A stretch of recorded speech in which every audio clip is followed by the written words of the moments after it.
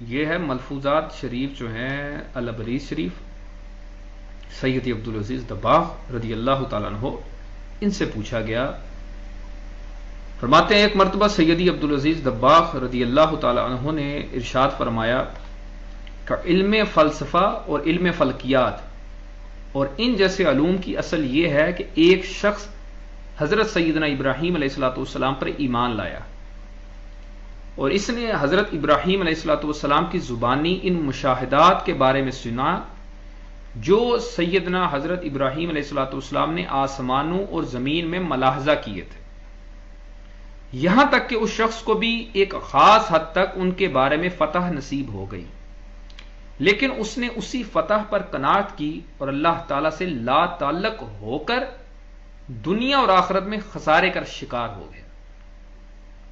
یہ شخص دنیا اور اس سے متعلق امور کا مشاہدہ کر کے خوش ہوتا تھا۔ اس نے سب سے پہلے سیاروں کے مخصوص مقامات اور ان سے متعلق دیگر احکام کو بیان کیا۔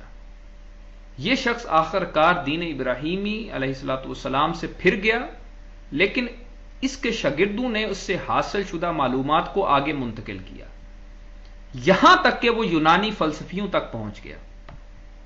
اللہ تعالیٰ نے اس شخص پر شدید غضب نازل کیا کیونکہ اس نے لوگوں کو غیر اللہ کی طرف راغب کر دیا تھا، اور جو شخص دوسروں کو غیر اللہ کی طرف راغب کر دے وہ انہیں اللہ تعالیٰ سے لا تعلق کر دیتا ہے۔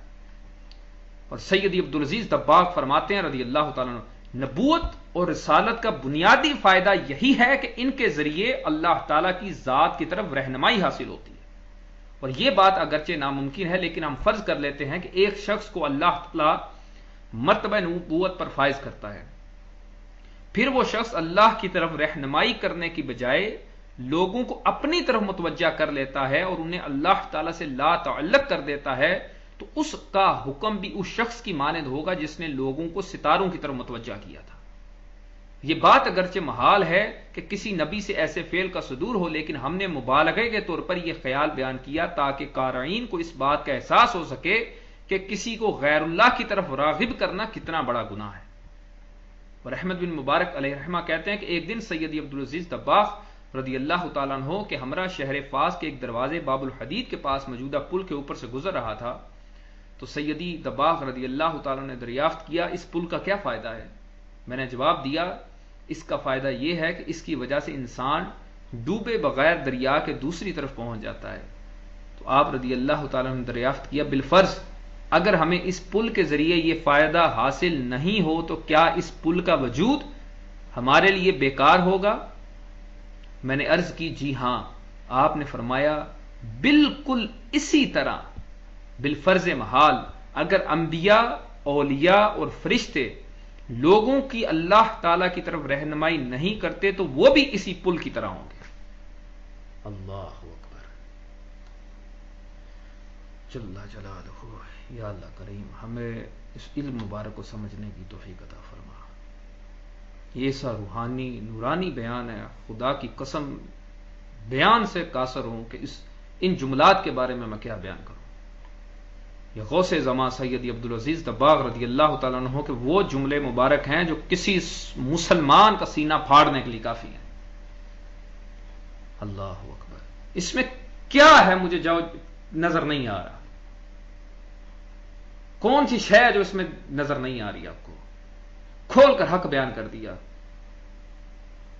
یہ بھی بتا دیا علم فلسفہ کی حقیقت کیا ہے، علم فلکیات کی حقیقت کیا ہے، یہ وہ سارے علوم اور کس بندے نے پکڑے اور لوگوں کو غیر اللہ کی طرف متوجہ کیا اور اتنا بڑا گناہ فرمایا کہ جس کی حد کوئی نہیں ہے۔ اللہ اکبر۔ اور یہ جتنی ساری تعلیمیں فلسفیات اور یہ ساری جس میں یہ سارے کھوئے ہوئے ہیں، یہ کس کی طرف راغب کرتی ہیں؟ اللہ کی طرف یا غیر اللہ کی طرف؟ اللہ تعالیٰ سے لا تعلق کر دیتی ہیں۔ یہ صرف ایک ہی جو ہے یہ ارشاد مبارک ان کا جو ہے ایک مسلمان کے لیے اس کا سینہ کھولنے کے لیے کافی، جس کے سینے میں ایمان ہو۔ جس کے سینے میں ایمان نہیں اس پر لاکھ دفعہ جو مرضی باتیں پڑھتے رہو اس کو نہیں سمجھ لگے گی۔ کیوں؟ یہی سیدنا امام بصیری نے فرمایا دعا الی اللہ فالمستمسکون بہ، کہ آقا کریم رؤوف رحیم صلی اللہ علیہ وسلم اللہ تعالیٰ کی طرف بلانے والے تھے۔ یہی سیدی عبدالعزیز دباغ فرما رہے ہیں رضی اللہ تعالیٰ، دعا الی اللہ فالمستمسکون بہ۔ اللہ اکبر، مستمسکون مستمسکون بحبل غیر منفصم، جس نے اس رسی مبارک کو تھام لیا کہ یہ ایسی رسی مبارک ہے جو ٹوٹنے والی نہیں ہے.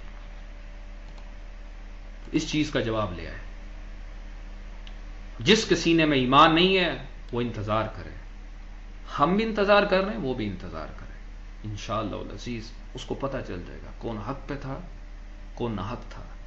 یہ سکولوں کی، یہ فلسفیات کی، یہ ساری تعلیمیں جو رب تعالیٰ سے لا تعلق کرتی ہیں، یہ کیسے جائز تھی، کیسے ناجائز تھی، یہ کفر تھی، زندیقیت کی، بے دینی تھی، کیا تھی، یہ انشاءاللہ العزیز اسی وقت